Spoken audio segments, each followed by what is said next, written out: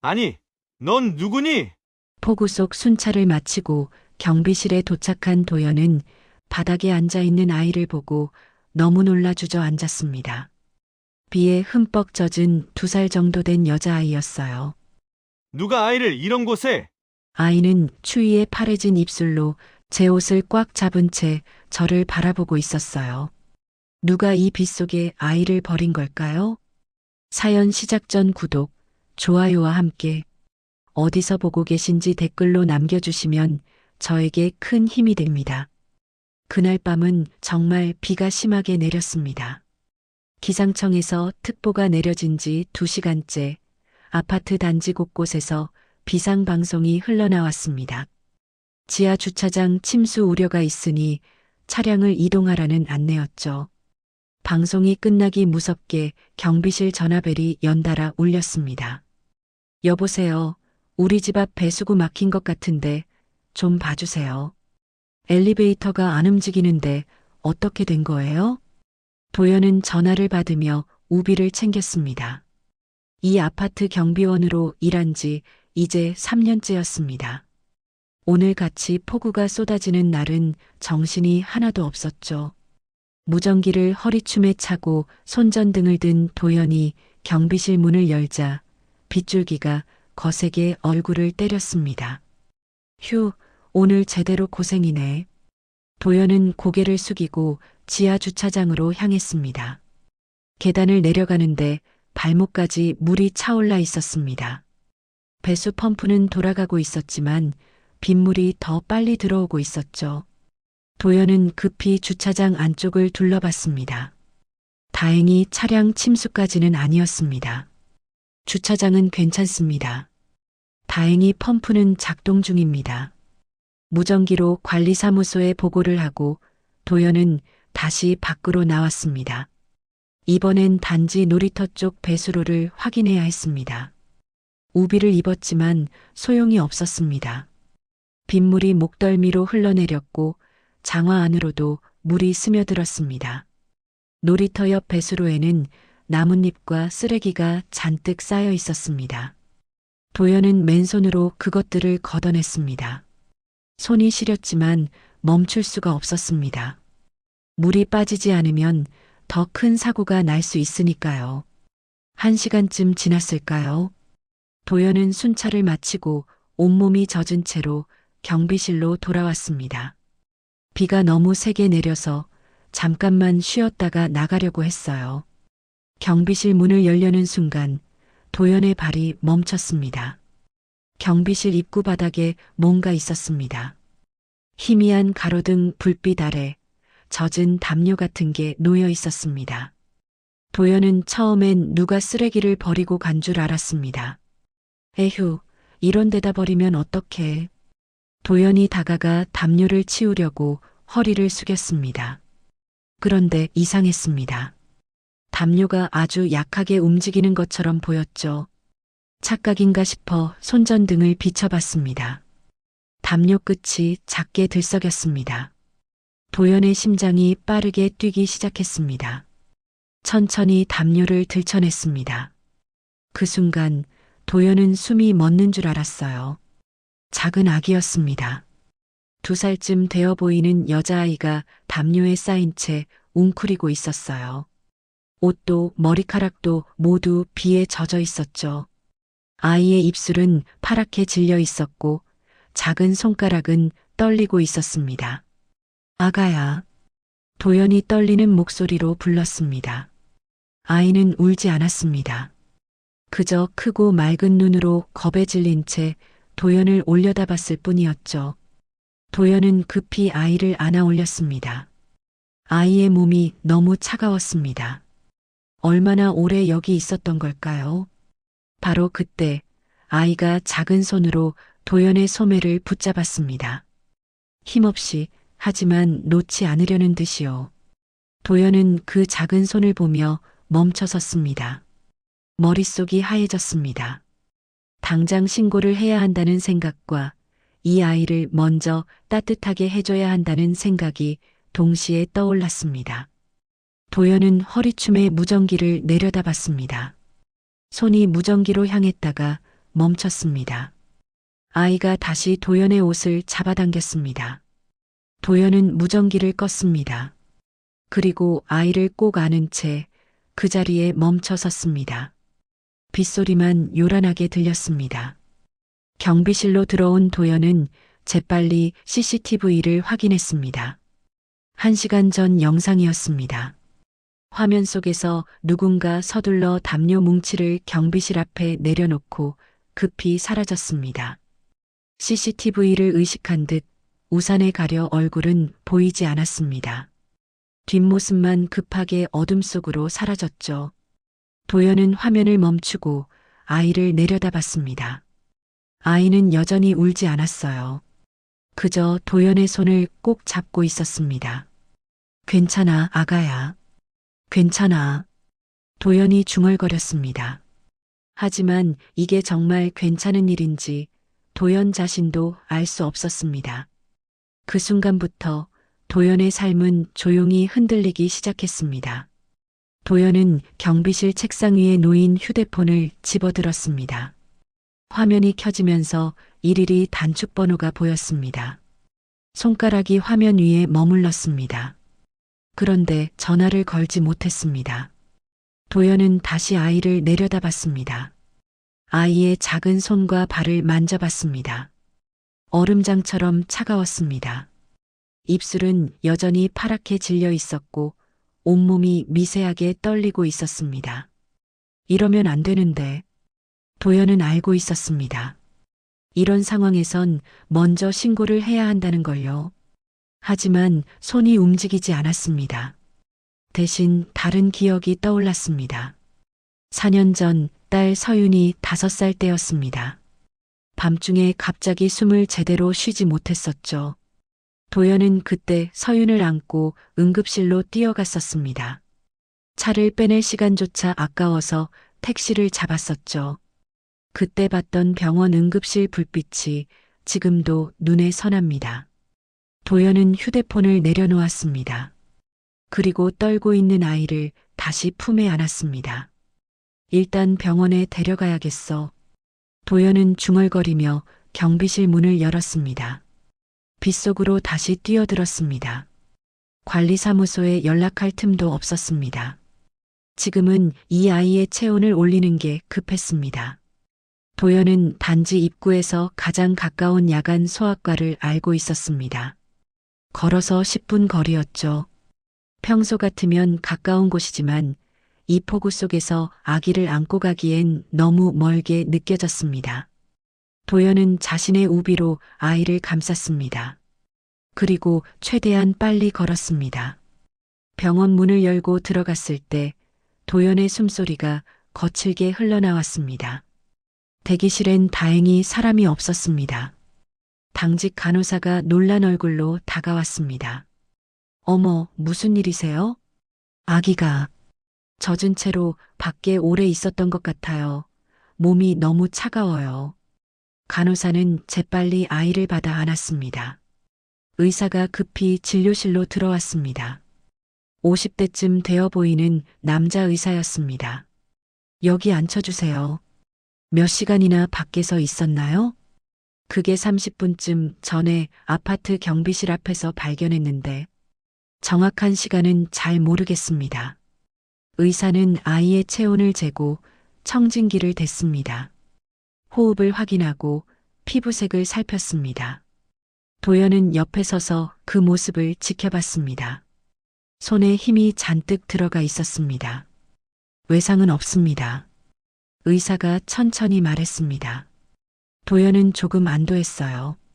다행히 호흡도 괜찮고 심박수도 정상입니다. 저체온증 초기 단계였는데 지금 체온이 올라가고 있어요. 그럼 괜찮은 건가요? 도연이 조심스럽게 물었습니다.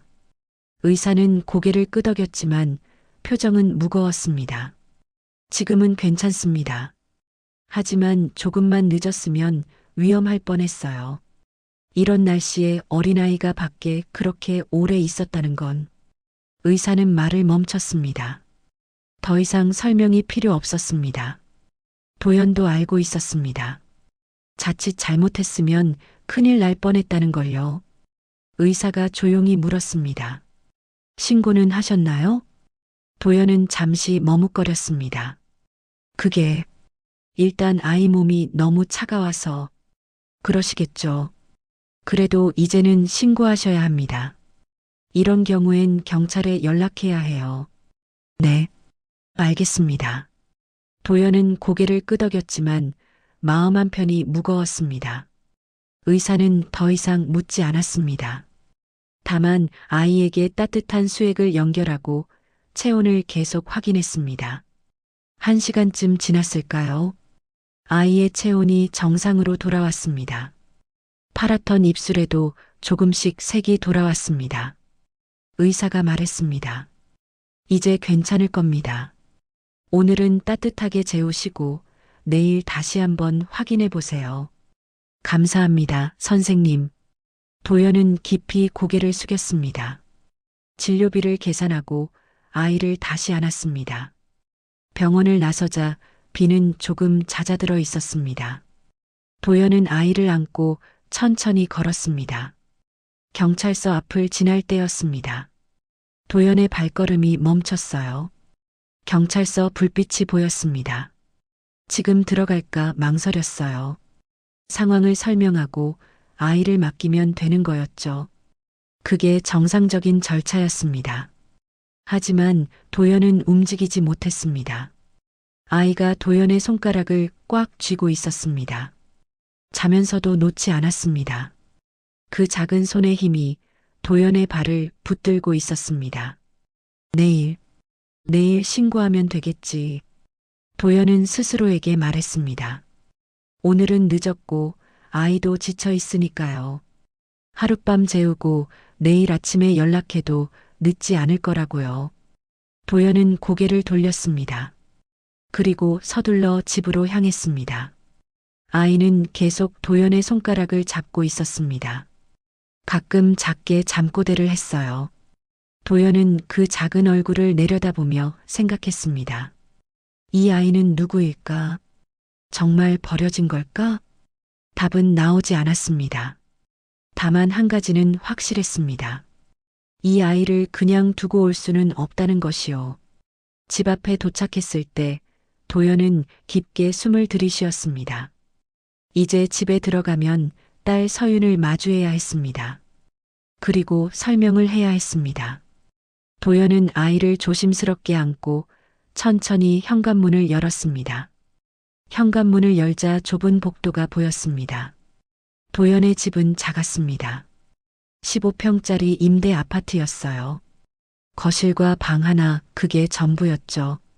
하지만 도연과 서윤, 둘이 살기엔 충분했습니다. 아니, 충분하다고 생각하며 살아왔습니다. 도연이 조용히 신발을 벗었습니다. 아이는 여전히 잠들어 있었습니다. 거실 쪽에서 작은 기계음이 들렸습니다. 산소포화도 측정기 소리였습니다. 소파에 서윤이 앉아 있었습니다.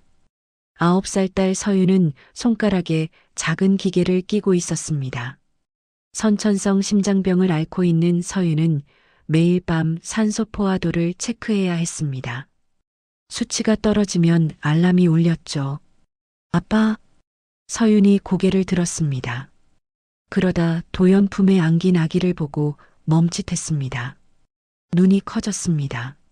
아빠, 이 아기 어디서 데려왔어? 서윤의 목소리가 조심스러웠습니다. 도연은 천천히 거실로 들어왔습니다. 아이를 소파 한쪽에 조심스럽게 눕혔습니다. 경비실 앞에서 발견했어. 비 맞고 있었는데 그냥 둘 수가 없었어. 도연은 간단히 설명했습니다. 서윤은 아무 말 없이 아이를 바라봤습니다. 작은 얼굴, 젖은 머리카락, 떨리는 손. 서윤의 눈빛이 복잡해졌습니다. 바로 그때였습니다. 아이가 갑자기 울기 시작했습니다. 아마 낯선 곳에서 깬 거였겠죠. 울음소리가 작은 집안을 가득 채웠습니다. 도연은 당황해서 아이를 안아 올렸습니다. 괜찮아, 괜찮아. 하지만 아이는 울음을 멈추지 않았습니다. 오히려 더 크게 울었습니다. 도연은 어쩔 줄 몰라 했습니다. 서윤을 돌볼 때도 이렇게 당황스러웠던 적은 없었습니다. 그때 서윤이 조용히 일어났습니다. 아빠, 내가 안아볼게. 서윤아, 너는? 도연은 걱정스러운 얼굴로 서윤을 봤습니다. 서윤은 몸이 약했습니다. 하지만 서윤은 이미 아이에게 손을 내밀고 있었어요. 서윤은 소파에 앉은 채로 아이를 조심스럽게 꼭 안아주었습니다. 그리고 천천히 다독여줬습니다. 그러자 신기한 일이 벌어졌습니다. 아이의 울음이 점점 잦아들었습니다. 서윤의 품에서 조금씩 진정되는 거였습니다. 마침내 울음을 완전히 멈췄습니다. 그리고 서윤을 쳐다봤습니다. 서윤이 조용히 말했습니다. 이 아이가 무서운가 봐. 도연은 말없이 두 아이를 바라봤습니다. 서윤의 작은 손이 아기의 등을 토닥이고 있었습니다. 아이는 서윤의 옷깃을 잡고 있었습니다. 마치 오래전부터 알던 사람처럼요. 도연의 가슴 한쪽이 먹먹해졌습니다. 바로 그때 현관문 밖에서 인기척이 들렸습니다. 도연이 고개를 돌렸습니다. 누군가 문 앞에 서 있었습니다. 서윤 아빠 왔어? 무슨 애기 울음소리가 들려서 이웃집 할머니 목소리였습니다. 도연은 급히 일어나 문을 열었습니다. 70대쯤 되어 보이는 할머니가 서 계셨습니다. 아, 네. 지금 들어왔습니다. 아이고, 오늘 비 많이 왔지? 수고했어요. 할머니는 웃으며 말했습니다. 그러다 거실 쪽을 힐끗 봤습니다. 소파에 앉은 서윤과 서윤 품에 안긴 작은 아이가 보였습니다. 어머, 저 아이는 누구야? 처음 보는 아이인데. 아, 그게 잠깐 봐주는 거예요. 도연은 얼버무렸습니다. 할머니는 고개를 갸웃했습니다. 뭔가 더 물어보고 싶은 표정이었지만 참았습니다. 그래, 그럼 편히 쉬세요. 할머니는 돌아갔습니다. 하지만 그 눈빛이 도연의 마음에 걸렸습니다. 의아함과 궁금증이 섞인 눈빛이었죠. 도연은 문을 닫고 한숨을 쉬었습니다. 내일 아침엔 신고해야지. 하룻밤만 재우고. 도연은 스스로에게 다짐했습니다. 밤이 깊어졌습니다. 도연은 편의점에 다녀와야 했어요. 아기 기저귀와 아이가 먹을 게 필요했거든요. 집 근처 가까운 24시간 편의점까지 뛰어갔습니다. 가장 저렴한 기저귀 한 팩과 우유 한 통을 샀습니다. 계산대에서 카드를 긁는데 손이 떨렸습니다. 이번 달 관리비도 아직인데 도연의 월급은 넉넉하지 않았습니다. 서윤의 병원비만 해도 부담이 컸습니다. 여기에 아기 용품까지 사려니 숨이 막혔습니다. 집으로 돌아왔을 때 서윤은 여전히 소파에 앉아 있었습니다. 아기는 서윤 옆에서 잠들어 있었습니다. 서윤의 손이 아기의 손을 잡고 있었습니다. 서윤아, 괜찮아? 힘들지 않아? 도연이 걱정스럽게 물었습니다. 서윤은 고개를 저었습니다. 괜찮아, 아빠. 서윤의 목소리는 조용하면서도 단호했습니다. 아빠, 나는 괜찮아. 근데 이 아이 불쌍해. 도연은 아무 말도 할 수 없었습니다. 서윤의 눈빛이 너무 진지했습니다. 9살 아이의 눈이 아니었습니다. 너무 많은 걸 견뎌온 아이의 눈이었죠. 도연은 무릎을 꿇고 서윤과 눈높이를 맞췄습니다.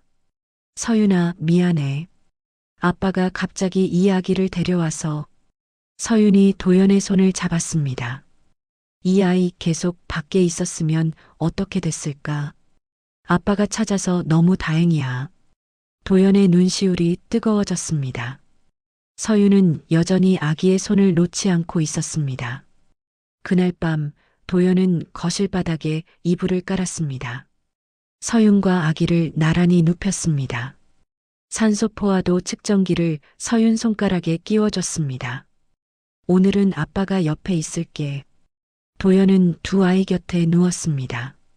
아기는 여전히 서윤의 옷자락을 잡고 있었습니다. 서윤은 조용히 아기를 바라보며 잠들어 갔습니다. 도연은 천장을 올려다봤습니다. 내일 신고하면 이 아기는 어디로 가게 될까? 답은 뻔했습니다. 보호시설로 가겠죠. 그게 정상적인 절차였습니다. 그게 맞는 일이었죠.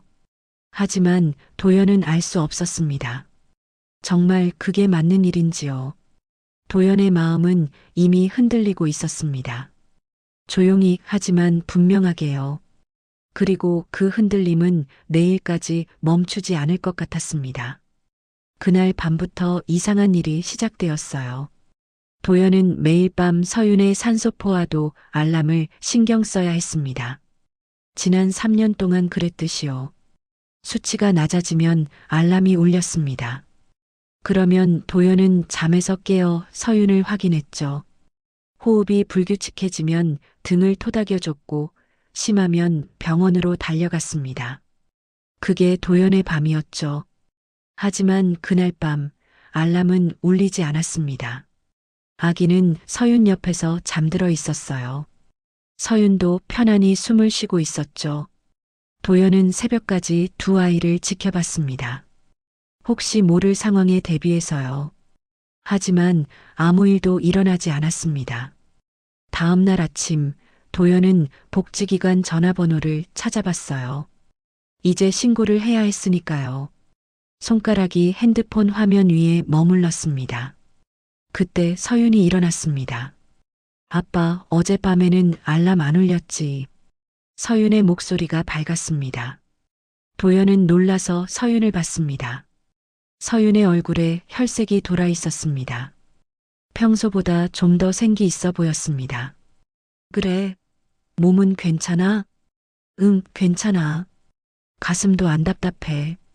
서윤은 웃으며 아기를 내려다봤습니다. 아기는 아직 자고 있었습니다. 서윤이 조심스럽게 아기의 머리를 쓰다듬었습니다. 도연은 핸드폰을 내려놓았습니다. 조금만 더 기다려보기로 했어요. 이틀째 밤도 알람은 울리지 않았습니다. 서윤은 여전히 가슴이 답답함을 느낀다고 했습니다. 완전히 좋아진 건 아니었죠. 하지만 전보다는 숨쉬기가 조금 더 편하다고 했습니다. 아이는 매일 밤 서윤 옆에서 잠들었습니다. 도연이 따로 눕히려고 하면 울었습니다. 서윤 옆으로 가야만 잠이 들었죠. 서윤도 아기를 놓지 않으려 했습니다. 사흘째 밤이었습니다. 새벽 2시쯤 알람이 울렸습니다.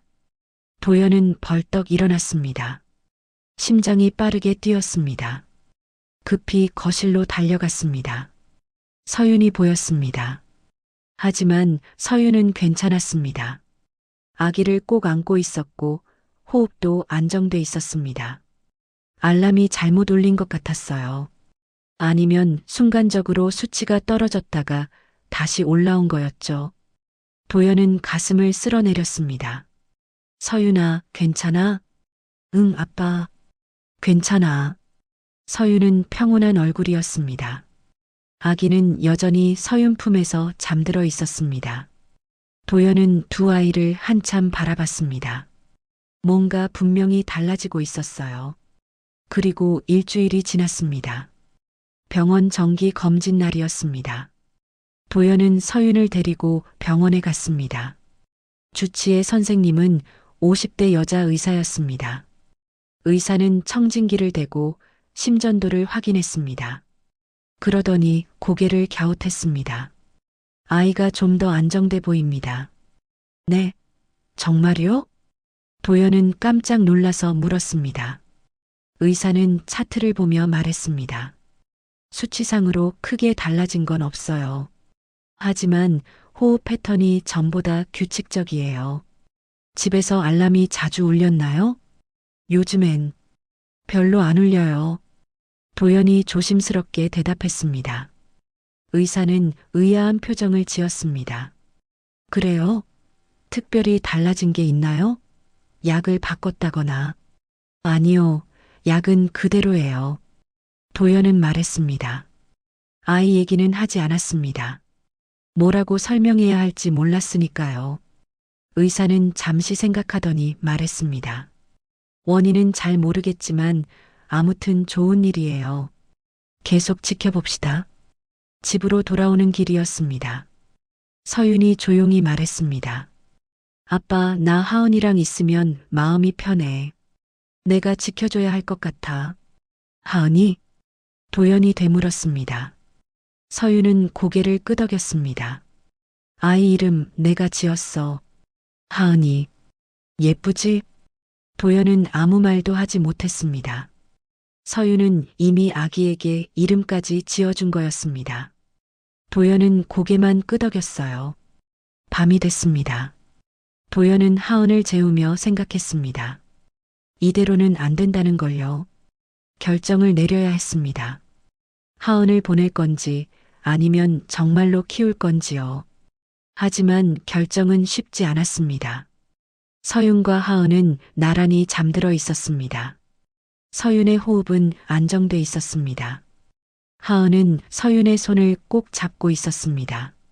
도연은 두 아이를 바라보며 깨달았습니다. 선택의 시간은 이미 지났다는 걸요. 도연은 이미 선택을 한 거였죠. 그날 밤 경찰서 앞을 지나쳐 집으로 온 순간부터요. 도연은 조용히 중얼거렸습니다. 하은아, 미안해. 아빠가 아직 준비가 안 됐어. 하지만 도연의 손은 하은의 머리를 쓰다듬고 있었습니다. 이미 마음은 정해져 있었던 거였습니다. 며칠이 지났습니다. 도연은 결국 하은을 경비실에 데리고 나가기 시작했습니다. 집에 혼자 둘 수도 없었고 서윤이 학교에 가는 동안 누군가 봐줄 사람도 없었으니까요. 경비실 한쪽 구석에 작은 매트를 깔았습니다. 도연이 집에서 가져온 낡은 아기 매트였습니다. 서윤이 어렸을 때 쓰던 거였죠. 거기에 담요를 덮어주고 하은을 눕혔습니다.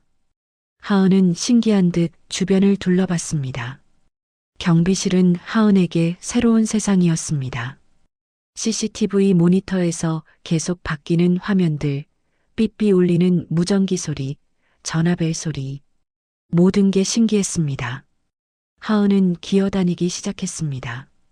책상 다리 쪽으로, 의자 쪽으로, 벽에 붙은 버튼 쪽으로요. 도연은 일을 하면서도 계속 하은을 신경 써야 했습니다. 하은아, 거기 만지면 안 돼. 도연이 말했습니다. 하지만 하은은 들은 척도 안 했습니다. 작은 손이 빨간 버튼 쪽으로 향했습니다. 비상벨이었습니다. 하은아, 안 돼. 도연이 급히 달려갔습니다. 하지만 한 발 늦었습니다. 띠리리리링. 비상벨이 울렸습니다. 경비실 안이 경고음으로 가득 찼습니다. 동시에 아파트 전체에 방송이 흘러나갔습니다. 비상벨이 작동했습니다. 경비실에서 확인 중입니다. 도연은 황급히 벨을 껐습니다. 무전기를 들어 관리사무소에 보고했습니다. 오작동입니다. 이상 없습니다. 하지만 이미 늦었습니다. 주민들이 하나 둘씩 밖으로 나오기 시작했습니다. 뭔 일인지 확인하려는 거였죠. 경비실 앞으로 사람들이 모여들었습니다. 무슨 일이에요? 비상벨이 왜 울린 거예요? 주민들이 걱정스러운 얼굴로 물었습니다. 도연은 얼굴이 빨개져서 고개를 숙였습니다. 죄송합니다. 제가 실수로. 그때 한 주민이 경비실 안을 들여다봤습니다. 매트 위에 하은이 앉아 있었습니다. 하은은 아무것도 모른 채 방긋 웃고 있었습니다. 아니, 저 아기가 누른 거 아니에요? 주민의 목소리가 날카로웠습니다. 애 엄마는 어디 갔어요? 왜 경비실에 애를 데리고 있어요? 도연은 말문이 막혔습니다. 뭐라고 대답해야 할지 몰랐습니다. 그게 일하기 힘드시겠어요. 애 키우면서 일 제대로 되겠어요? 또 다른 주민이 거들었습니다. 60대쯤 되어 보이는 남자였습니다. 표정이 못마땅했습니다. 죄송합니다. 앞으로 조심하겠습니다. 도연은 거듭 고개를 숙였습니다. 주민들은 중얼거리며 하나 둘 돌아갔습니다. 하지만 불만스러운 표정들이었죠. 경비실에 다시 정적이 찾아왔습니다. 도연은 주저앉았습니다. 무릎에 힘이 풀렸습니다. 하은은 여전히 매트 위에 앉아 있었습니다. 아무것도 모르고 손뼉을 치며 웃고 있었습니다. 하은아, 아빠가 미안해. 도연이 작게 중얼거렸습니다. 하은은 도연을 보며 웃었습니다. 그 웃음이 도연의 가슴을 찔렀습니다. 저녁 시간이 됐습니다. 서윤이 학교에서 돌아왔습니다. 경비실로 찾아왔죠. 학교 가방을 맨 채였습니다. 아빠 나왔어. 서윤아. 학교는 어땠어? 좋았어. 하은이는? 서윤이 경비실 안을 들여다보며 하은이부터 찾았죠. 하은이는 매트에 누워 자고 있었습니다. 서윤은 조용히 들어와 하은 옆에 앉았습니다. 하은이는 오늘 사고 안 치고 잘 있었어? 서윤이 물었습니다. 도연은 한숨을 쉬었습니다. 하은이가 비상벨을 눌렀어. 주민들이 많이 놀랐지. 아빠 혼났어? 혼난 건 아니고 그냥 좀 미안했어. 서윤은 아무 말 없이 하은을 내려다봤습니다. 그리고 조용히 하은의 손을 잡았습니다. 바로 그때 서윤이 웃었습니다. 하은이 너무 귀여워. 비상벨도 누를 줄 알고. 도연은 놀라서 서윤을 봤습니다. 서윤은 웃고 있었어요. 진심으로 즐거워하는 얼굴이었습니다. 도연은 언제 마지막으로 서윤이 이렇게 웃는 걸 봤는지 기억나지 않았습니다. 아빠도 웃어. 하은이 일부러 그런 거 아니잖아. 서윤이 말했습니다. 도연은 어느새 미소를 짓고 있었어요. 신기한 일이었습니다. 방금까지 마음이 무거웠는데 서윤의 웃음을 보니 괜찮아지는 것 같았어요. 근무가 끝났습니다. 도연은 하은을 업었어요. 서윤은 가방을 메고 도연 옆을 걸었습니다. 집으로 가는 길이었어요. 아파트 계단을 오르는데 힘들었습니다. 하은을 업고 가방도 들고 서윤도 챙기고요. 도연의 숨이 가빠졌습니다. 아빠, 내가 가방 들게. 도연은 고개를 저었습니다. 괜찮아, 서윤아. 그때였습니다. 위층에서 발소리가 들렸습니다. 도연은 고개를 들었어요. 학교 체육복을 입은 여학생이 계단을 내려오고 있었죠. 4학년쯤 되어 보였습니다. 서윤과 같은 학교에 다니는 아이였죠. 서윤아, 안녕. 여학생이 밝게 인사를 하자 서윤도 인사했어요. 여학생은 도연을 보더니 물었습니다. 아저씨, 제가 가방 들어드릴까요? 아니야, 괜찮아. 아니에요. 제가 들게요. 여학생은 도연 손에서 가방을 받아들었어요. 그리고 앞장서서 계단을 올라갔죠. 도연은 그 뒷모습을 보며 뭔가 뭉클했습니다. 서윤아, 내일 학교에서 보자. 여학생은 웃으며 아래층으로 내려갔습니다. 도연은 현관문을 열었습니다. 집 안으로 들어서자 서윤이 말했습니다. 아빠, 오늘 제 짝꿍이 그랬어요. 하은이가 동생이냐고요. 뭐라고 했어? 응, 그냥 내 동생이라고 했어요. 서윤의 목소리는 담담했습니다. 하지만 조금 자랑스러워 보이기도 했습니다. 도연은 하은을 소파에 내려놓았습니다. 하은은 졸린 눈으로 서윤을 찾았습니다. 서윤이 다가가 하은 옆에 앉았습니다. 도연은 두 아이를 바라봤습니다. 집의 분위기가 달라지고 있었습니다. 도연은 그걸 느꼈어요. 이미 가족이 된 것 같구나. 도연은 혼잣말을 했습니다. 선택의 문제를 떠나 이미 현실이 되어 있었습니다. 도연의 집은 조용히 변하고 있었습니다. 더 이상 신고를 미룰 수 없다는 걸 알았습니다. 그날 오후 도연은 경찰서로 갔습니다. 하은을 품에 안고 떨리는 손으로 경찰서 문을 열었습니다. 민원실 경찰관이 도연을 맞았습니다. 무슨 일로 오셨습니까? 저 아이를 발견했는데요. 신고하러 왔습니다. 도연은 떨리는 목소리로 상황을 설명했습니다.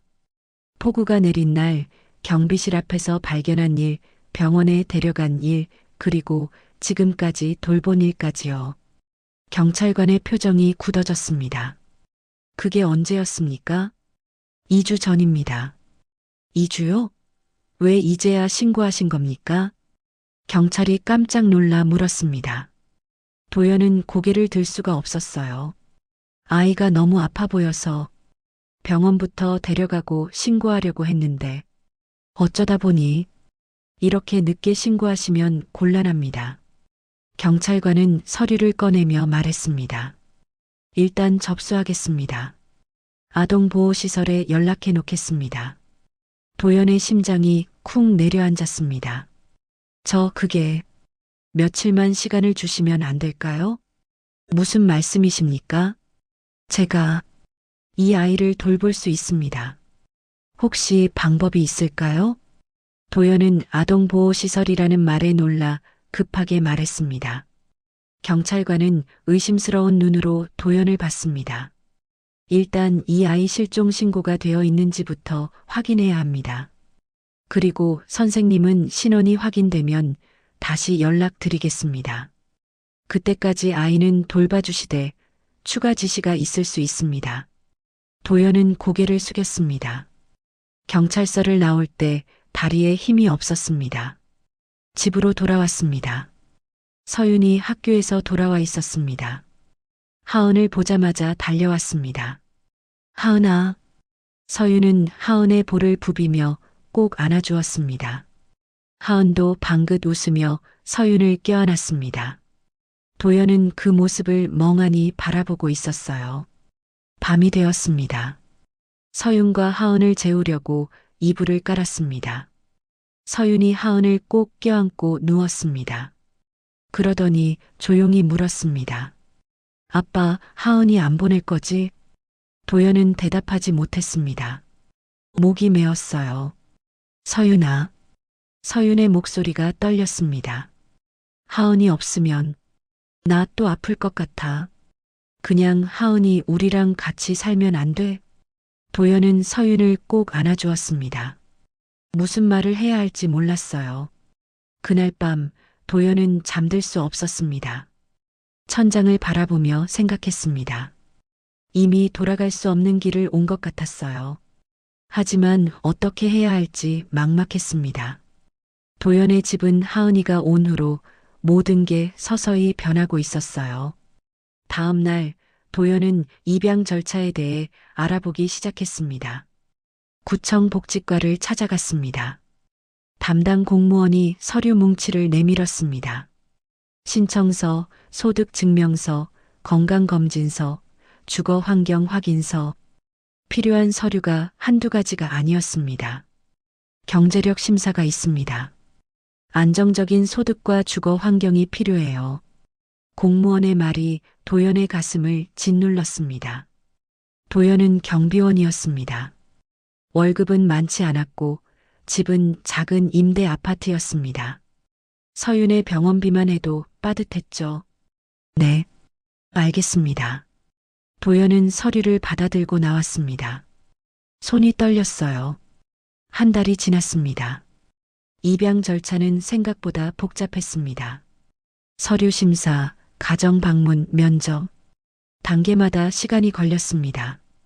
그동안 도연은 하은을 계속 돌봤습니다. 경찰에서 일단 허락했기 때문이었죠. 하지만 문제가 생겼습니다. 도연 씨, 소득 기준이 좀 부족합니다. 복지사가 난처한 표정으로 말했습니다. 현재 수입으로는 두 아이를 안정적으로 키우기 어렵다고 판단됩니다. 그럼 어떻게 해야 합니까? 추가 수입이 필요합니다. 부업이라도 하시거나. 도연은 고개를 끄덕였습니다. 하지만 막막했습니다. 경비 일만 해도 벅찬데 언제 부업을 한다는 건가요? 그날 밤 도연은 결정했습니다. 새벽 배달 일을 구했습니다. 아침 5시부터 7시까지 새벽 배송하는 일이었습니다. 경비 근무 전에 할 수 있는 시간이었죠. 잠은 부족했습니다.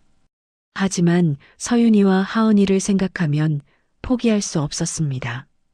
2달째 서윤에게 일이 생겼습니다. 학교에서 돌아온 서윤의 얼굴에 멍이 들어 있었습니다.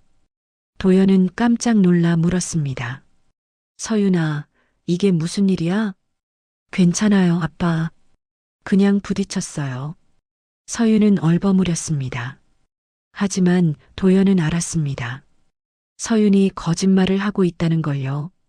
다음 날 도연은 학교에 전화했습니다.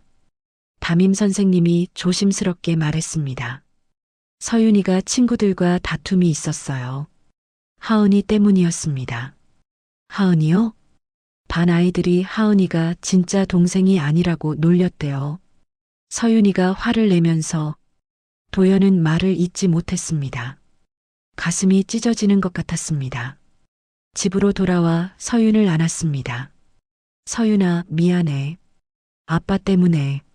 아니야, 아빠. 서윤은 도연의 품에서 말했습니다. 하은이는 내 동생이잖아. 애들이 몰라서 그러는 거야. 서윤의 목소리는 단호했습니다. 도연은 눈물을 참았습니다. 3달째 더 큰 문제가 찾아왔습니다. 관리사무소에서 통보가 왔습니다. 계약 갱신을 거부한다는 내용이었습니다. 주민 민원이 계속되고 있습니다. 업무에 지장이 있다는 의견이 많아서요. 소장이 미안한 얼굴로 말했습니다. 다음 달까지만 근무해 주세요. 도연은 할 말이 없었습니다.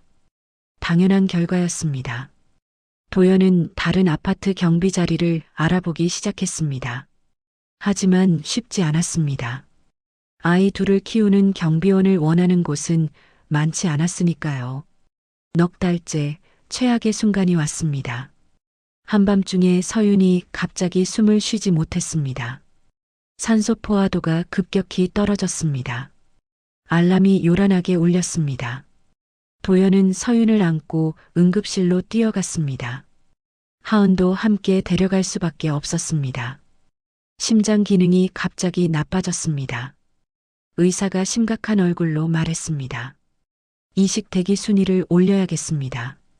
더 이상 기다리기 어려워요. 도연은 무릎에 힘이 풀렸습니다. 옆에서 하은이 서윤의 손을 잡고 있었습니다. 하은도 무슨 일인지 아는 것 같았습니다. 병원에서 돌아온 날 도연은 통장을 확인했습니다. 서윤의 병원비, 생활비, 입양 절차 비용. 돈이 빠듯했습니다. 이대로 가면 곧 바닥날 것 같았습니다. 도연은 침대에 앉아 머리를 감싸쥐었습니다. 하은을 보내야 하나. 많은 생각이 스쳤습니다.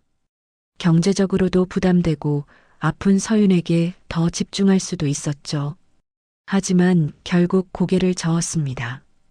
거실에서 하은의 웃음소리가 들렸습니다. 서윤이 하은과 놀아주고 있었어요. 서윤의 얼굴에 행복한 미소가 있었습니다. 그래, 우리는 이미 가족이야. 도연은 다시 마음을 굳게 먹었어요. 일주일 후 작은 기적이 찾아왔습니다. 이웃 아파트에서 경비자리 제의가 왔습니다. 전보다 조금 먼 곳이었지만 조건은 괜찮았습니다.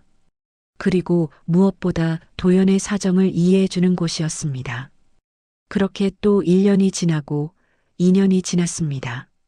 도연은 포기하지 않았어요. 새벽 배달도 계속했고 입양 절차도 천천히 진행했습니다. 돈이 모자라면 아껴 썼고 힘들면 잠을 줄였습니다. 서윤은 점점 안정됐습니다. 완전히 좋아진 건 아니었지만 전보다는 나았습니다. 하은과 함께 있으면 편안해 보였습니다. 하은은 말을 배우고 걷고 뛰기 시작했습니다. 아빠, 언니라는 말을 처음 했을 때 도연과 서윤은 부둥켜 안고 울었어요. 가족 같은 시간이 쌓였습니다. 어느덧 하은은 유치원을 졸업하고 초등학교 입학을 앞두고 있었습니다. 서윤은 6학년이 되었어요. 도연은 새 아파트에서 경비원으로 안정적으로 일하고 있었습니다. 그리고 드디어 손꼽아 기다리던 하은의 입양 절차가 완료되었어요. 축하드립니다. 이제 하은이는 정식 가족입니다. 복지사가 웃으며 서류를 건넸습니다. 도연은 그 서류를 받아들고 한참을 바라봤습니다. 손이 떨렸습니다. 집으로 달려와 서윤과 하은에게 기쁜 소식을 전했습니다. 서윤아, 하은아, 이제 우리 진짜 가족이야. 하은이 눈물을 글썽이며 얘기했어요. 그럼 나 이제 진짜 아빠 딸이야? 서윤이 하은을 꼭 안았습니다. 도연도 두 아이를 안고 눈물을 흘렸어요. 그로부터 또 한 해가 지났습니다. 하은은 초등학교 1학년이 됐습니다. 학교에서 돌아오면 숙제를 하고 서윤과 함께 놀았습니다.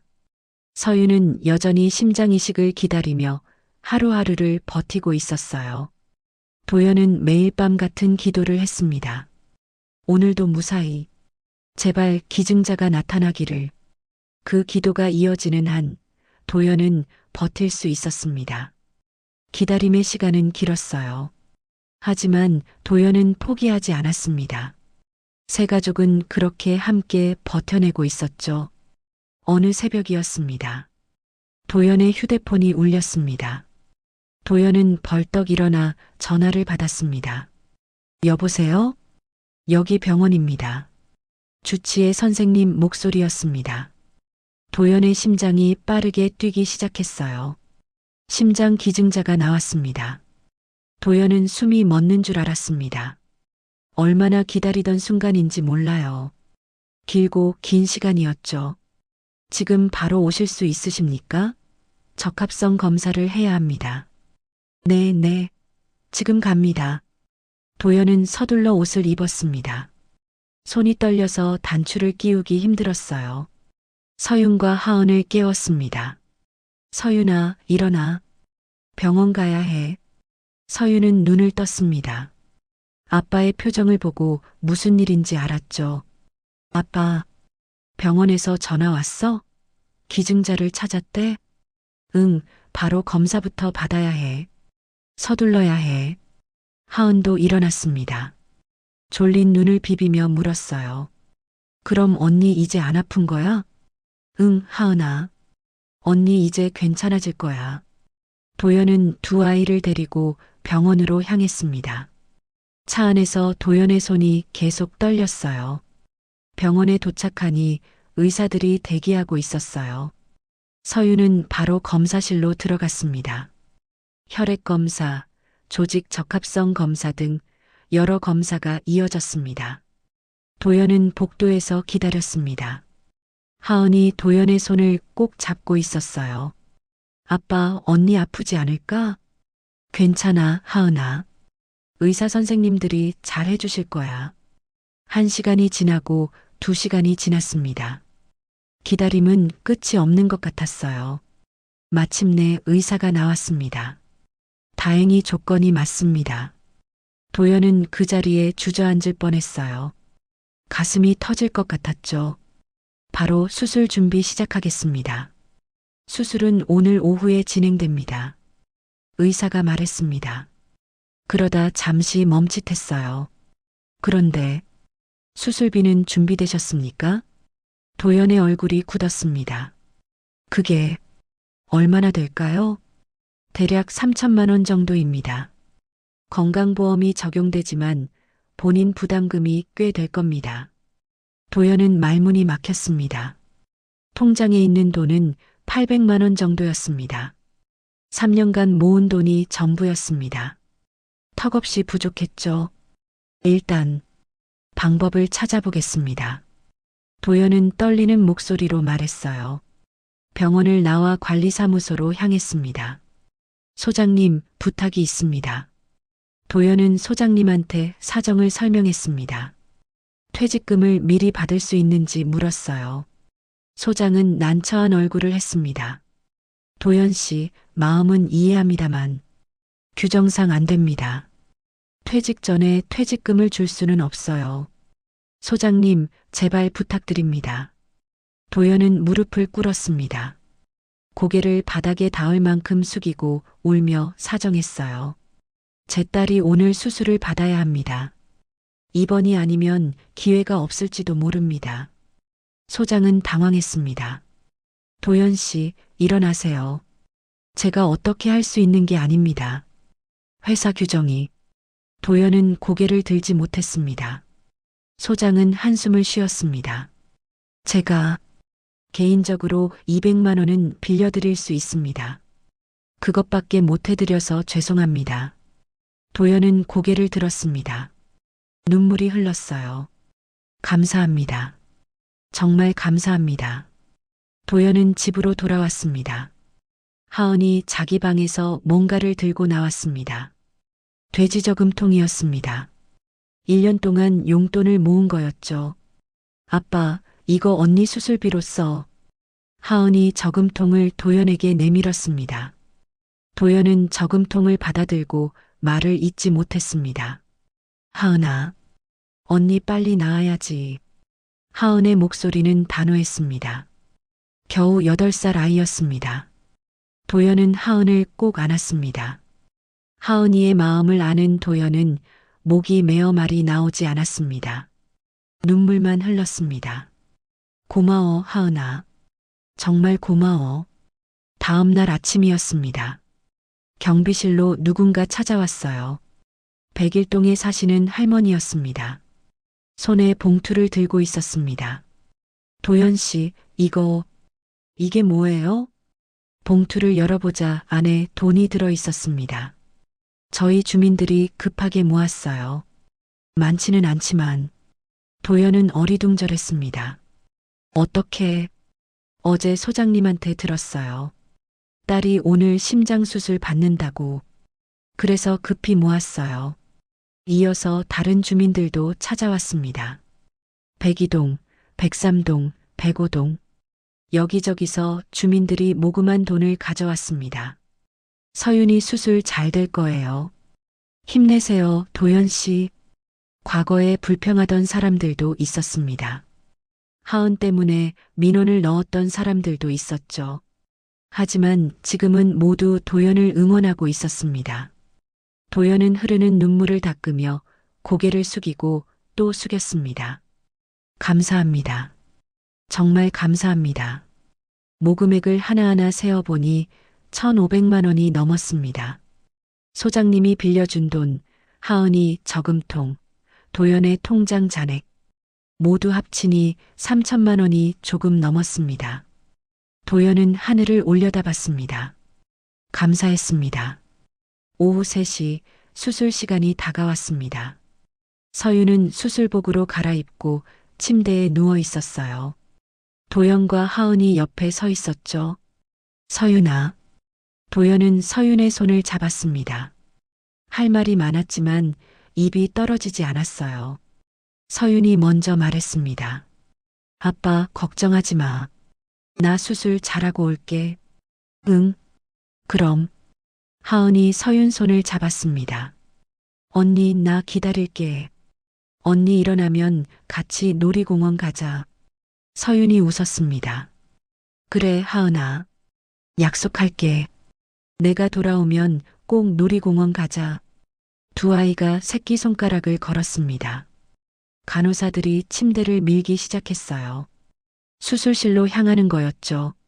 서윤이 손을 흔들었습니다. 아빠, 하은아, 이따 봐. 수술실 문이 닫혔습니다. 도연과 하은은 복도에 남았습니다. 도연은 그 자리에 주저앉았어요. 하은이 아빠 곁에 앉았습니다. 아빠, 언니 괜찮겠지? 도연은 하은을 안았습니다. 그럼 하은아, 언니는 꼭 잘 될 거야. 수술실 위 빨간 불이 켜졌습니다. 수술 중이라는 표시였어요. 긴 기다림이 시작됐습니다.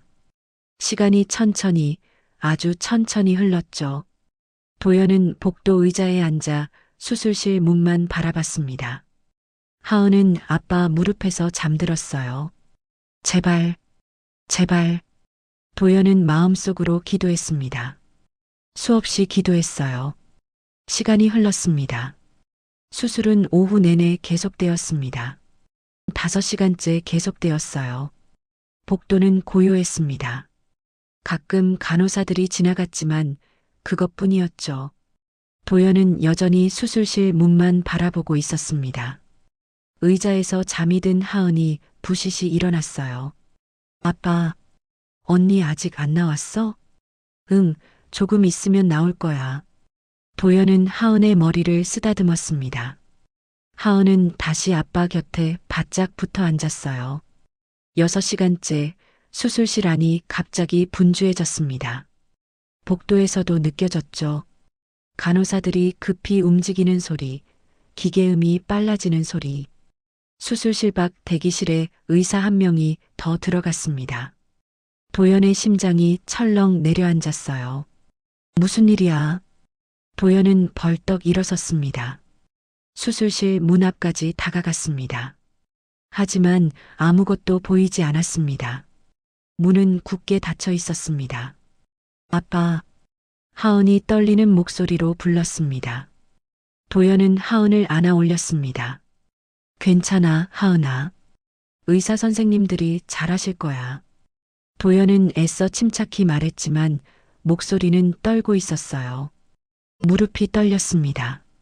10분쯤 지났을까요? 수술실 안이 다시 조용해졌습니다. 하지만 도연의 불안은 가시지 않았습니다. 도연은 복도 구석에 무릎을 꿇었습니다. 하은을 내려놓고 두 손을 모았습니다. 제발, 제발. 도연은 중얼거렸습니다. 기도였습니다. 누구에게 하는 기도인지도 몰랐습니다.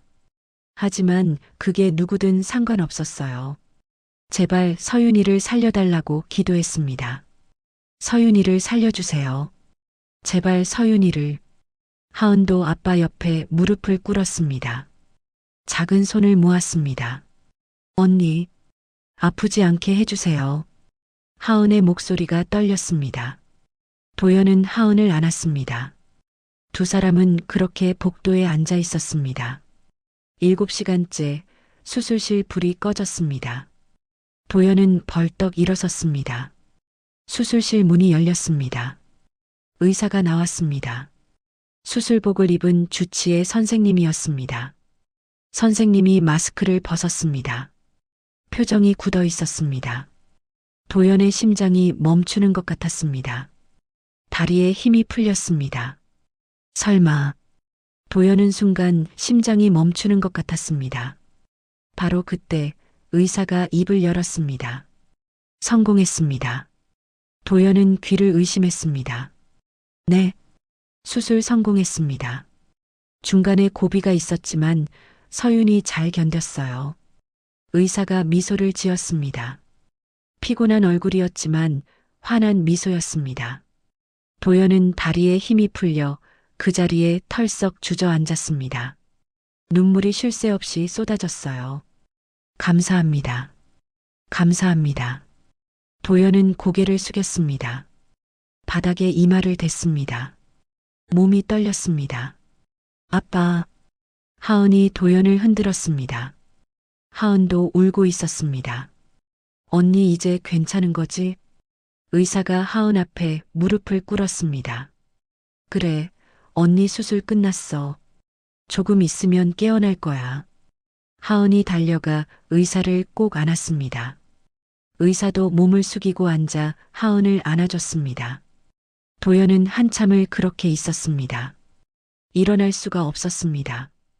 눈물이 멈추지 않았습니다. 의사가 도연을 일으켜 세웠습니다. 수술 중 위험한 순간이 있었어요. 심장이 제대로 뛰지 않아서 응급처치를 했죠. 도연은 숨을 멈췄습니다. 하지만 서윤이가 잘 버텨줬어요. 강한 아이예요. 네. 감사합니다, 선생님. 도연은 고개를 끄덕였습니다. 말이 제대로 나오지 않았습니다. 이제 회복실로 옮길 거예요. 1시간 후에 면회 가능합니다.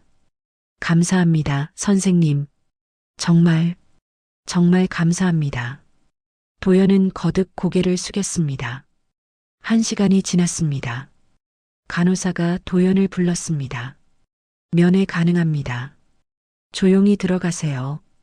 도연과 하은이 회복실로 들어갔습니다. 서윤이 침대에 누워 있었습니다. 여러 기계에 연결되어 있었습니다. 하지만 얼굴이 평온했습니다. 도연은 침대 옆에 섰습니다. 서윤의 손을 잡았습니다. 따뜻했습니다. 서윤아. 도연의 목소리가 떨렸습니다. 서윤은 눈을 감고 있었습니다. 아직 마취에서 깨어나지 않았습니다. 하은이 반대편에서 서윤의 손을 잡았습니다. 언니 나야. 하은이야. 하은의 목소리도 떨렸습니다. 두 사람은 서윤 곁에서 기다렸습니다. 1시간쯤 지났을까요? 서윤의 손가락이 움직였습니다. 서윤아. 도연이 손을 꼭 잡았습니다. 서윤이 천천히 눈을 떴습니다. 아빠. 서윤의 작고 가는 목소리가 들렸습니다. 응, 서윤아. 아빠 여기 있어. 언니. 하은이 서윤 얼굴을 들여다봤습니다. 서윤이 희미하게 웃었습니다. 하은아. 많이 기다렸지? 아니야, 언니. 괜찮아. 의사가 들어와 서윤을 확인했습니다. 청진기를 대고 심전도를 확인했습니다. 아주 좋습니다. 새 심장이 잘 뛰고 있어요. 의사가 웃으며 말했습니다. 몇 달 뒤면 평범한 생활이 가능합니다. 물론 약은 계속 드셔야 하지만 전처럼 숨쉬기 힘들거나 하지는 않을 거예요. 정말요? 서윤이 물었습니다. 의사는 고개를 끄덕였습니다. 그럼요. 이제 달릴 수도 있고 뛰어놀 수도 있어요. 서윤은 천장을 올려다봤습니다. 눈물이 흘렀습니다. 이제 괜찮아진 거죠? 의사는 잠시 말을 멈췄습니다. 그리고 서윤의 손을 잡았습니다. 그럼요. 이제 마음껏 숨쉬며 하고 싶은 거 다 해도 돼요. 도연은 고개를 숙이고 울었습니다. 하은도 언니 손을 잡고 울었습니다. 서윤도 기쁨의 눈물을 흘렸어요. 일주일이 지났습니다. 서윤은 회복이 빨랐습니다. 침대에서 일어나 걸을 수 있게 됐습니다. 복도를 천천히 걸었습니다. 도연과 하은이 양옆에서 부축했습니다. 아빠, 나 이제 숨 쉬는 게 힘들지 않아. 서윤이 말했습니다. 얼굴에 웃음이 가득했습니다. 그래, 서윤아. 도연은 서윤의 등을 토닥였습니다. 2주 후 서윤이 퇴원해서 집으로 돌아오는 길이었습니다. 택시 안에서 서윤이 창 밖을 바라봤습니다. 세상이 다르게 보여. 서윤이 중얼거렸습니다. 뭐가? 다 예뻐 보여. 나무도 하늘도 사람들도. 도연은 서윤을 흐뭇하게 바라봤습니다. 집에 도착했습니다. 현관문을 열고 들어서자 서윤이 멈춰 섰습니다. 깊게 숨을 들이쉬었습니다. 산소호흡기 없이도 괜찮아요. 서윤이 말했습니다. 처음으로 아무 기계 없이 편하게 숨을 쉬는 거였습니다. 하은이 언니를 꼭 안았습니다. 언니, 이제 안 아파? 응, 하은아. 이제 안 아파. 두 아이가 껴안고 있었어요. 도연은 그 모습을 바라보며 눈물을 닦았죠. 시간이 흘렀습니다. 1달이 지나고 2달이 지났습니다. 학교에도 다시 다닐 수 있었어요. 체육 시간에도 참여할 수 있었습니다. 하은은 어느덧 초등학교 2학년이 되었어요. 학교에서 첫 발표회를 준비하기 시작했습니다. 어느 날 저녁 하은이 말했어요. 아빠, 나 발표회에서 우리 가족 이야기 할 거야. 그래. 뭐라고 할 건데? 비밀이야. 그날 와서 들으면 알아. 하은이 장난스럽게 웃었습니다. 서윤도 웃었습니다. 도연은 두 아이를 바라봤습니다. 건강한 서윤, 밝게 웃는 하은. 이 순간이 꿈만 같았어요. 세 사람의 일상이 시작되었습니다. 평범하지만 너무나 소중한 일상이었죠. 발표의 날이 다가왔습니다. 하은은 일주일 내내 준비했습니다. 발표 원고를 쓰고 외우고 거울 앞에서 연습했어요. 하은이 침대에 누워서도 계속 중얼거렸습니다. 발표 내용을 외우는 거였죠. 도연이 방에 들어왔습니다. 하은아, 얼른 자야지. 내일 발표의 날이잖아. 아빠, 나 너무 떨려. 실수하면 어떡해? 하은의 목소리가 작아졌습니다. 도연은 하은 옆에 앉았습니다. 괜찮아. 하은이는 잘할 수 있어. 진짜요? 그럼. 그동안 열심히 준비했잖아. 도연이 하은의 머리를 쓰다듬었습니다. 하은은 조금 안심한 표정이었습니다. 자, 이제 자자. 도연이 불을 끄려 하자 서윤이 방에 들어왔습니다.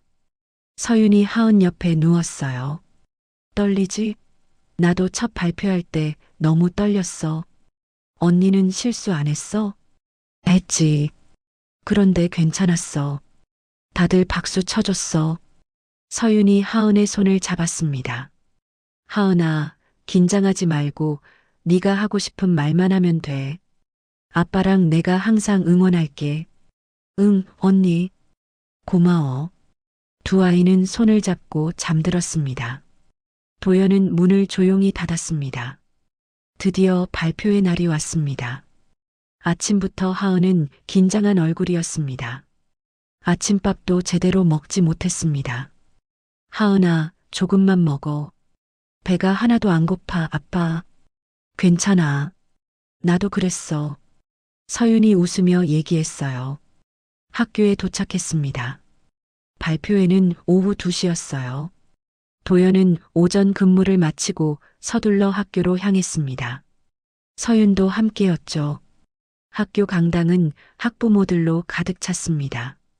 도연과 서윤은 중간쯤 자리에 앉았습니다. 무대 위가 잘 보이는 자리였어요. 드디어 발표회가 시작됐습니다. 한 명씩 아이들이 나와 발표하기 시작했어요. 어떤 아이는 강아지 사진을 보여줬고 어떤 아이는 그림을 그려왔죠. 하은의 차례가 다가왔습니다. 다음은 2학년 3반 박하은 학생입니다. 사회자 선생님이 하은을 소개했습니다. 무대 앞에서 서윤이 손짓으로 응원했어요. 하은아, 괜찮아. 잘할 수 있어. 하은이 언니를 봤습니다. 조금 용기가 났어요. 하은이 무대 위로 올라갔습니다. 객석 사람들이 많아 보였어요. 하은은 순간 말문이 막혔습니다. 객석을 둘러봤습니다. 저 멀리 경비복을 입은 아빠가 보였습니다. 일 끝나고 급하게 와서 옷을 갈아입을 시간이 없었죠. 도연이 크게 고개를 끄덕여줬습니다. 옆에 서윤이 있었습니다. 환한 얼굴로 웃고 있었어요. 하은은 숨을 깊이 들이쉬었습니다. 그리고 입을 열었습니다. 안녕하세요. 저는 2학년 3반 박하은입니다. 하은의 목소리가 떨렸습니다. 오늘은 우리 가족을 소개하려고 합니다. 하은이 잠시 멈췄습니다. 긴장한 거였죠. 우리 가족은 3명이에요. 아빠, 언니, 그리고 저예요. 하은의 목소리가 점점 또렷해졌습니다. 아빠는 아파트를 지키는 경비원이에요. 아빠는 언니와 저를 위해 매일 새벽부터 일어나서 일해요. 힘들어도 항상 웃으면서 일하세요. 도연의 눈시울이 붉어졌습니다. 언니는 많이 아팠어요. 심장이 아파서 숨쉬기도 힘들어했어요. 객석이 조용해졌습니다. 모두 하은의 말에 집중했습니다. 그런데 언니는 이제 수술을 받고 건강해졌어요. 이제는 달릴 수도 있고 저랑 뛰어놀 수도 있어요. 서윤이 눈물을 닦았습니다. 그리고 저는요. 하은이 잠시 말을 멈췄습니다. 그리고 천천히 말을 이었습니다. 저는 비가 많이 오던 날 아빠가 일하던 경비실 앞에서 아빠를 처음 만났어요. 아기 때 버려진 나를 아빠가 구해주셨어요. 객석에서 웅성웅성 작은 소리가 들렸습니다.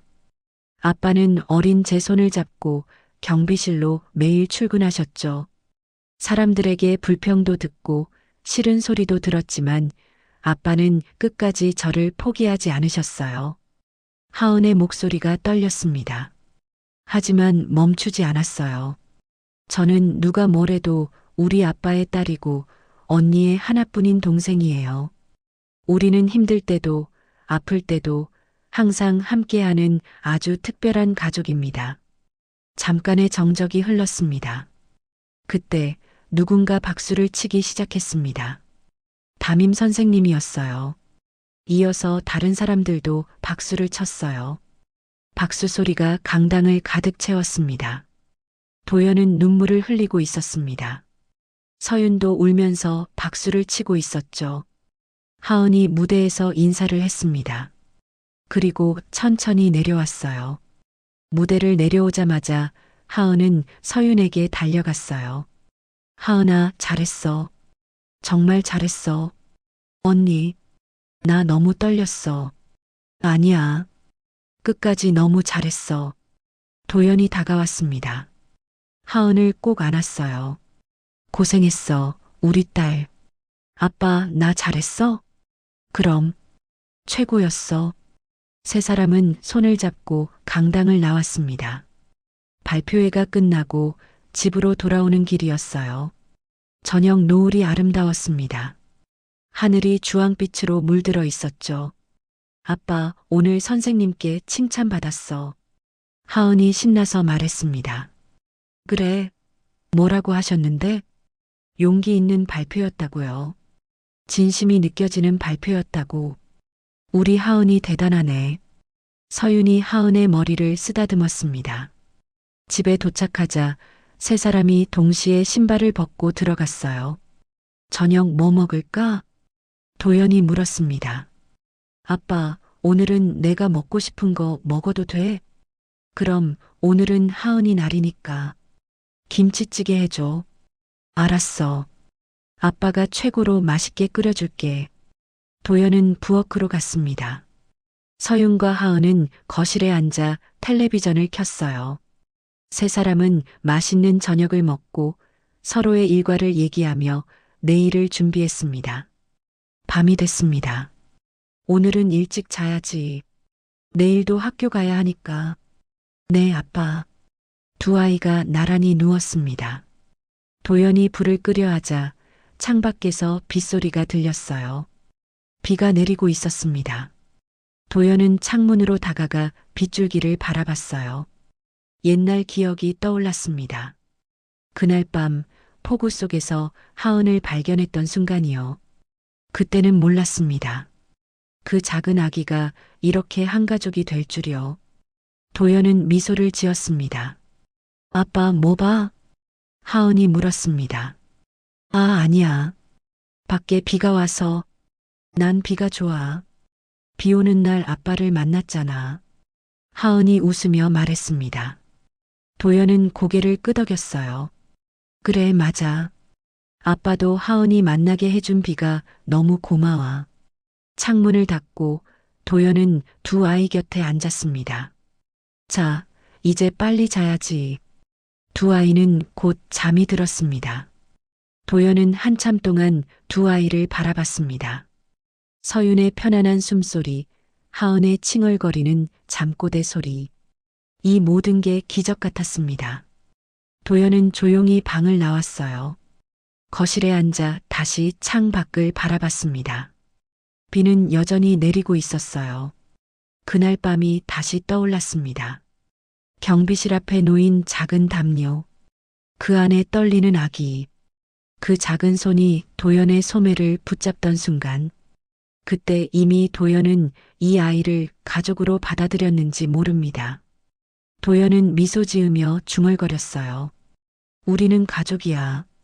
너무 소중한 우리 가족. 빗소리가 밤새 창문을 두드렸습니다. 하지만 이제는 무섭지 않았어요. 오히려 평온하게 들렸어요. 도연은 일어나 아이들 방 문을 살짝 열어봤습니다. 두 아이는 편안히 잠들어 있었어요. 내일도 모레도 이런 평범한 일상이 계속될 것입니다. 평범하지만 너무 소중한 세 사람의 일상이요. 도연은 문을 닫고 조용히 잠자리에 들었습니다. 그날 밤 비는 계속 내렸어요. 하지만 세 사람의 마음은 누구보다 따뜻했습니다.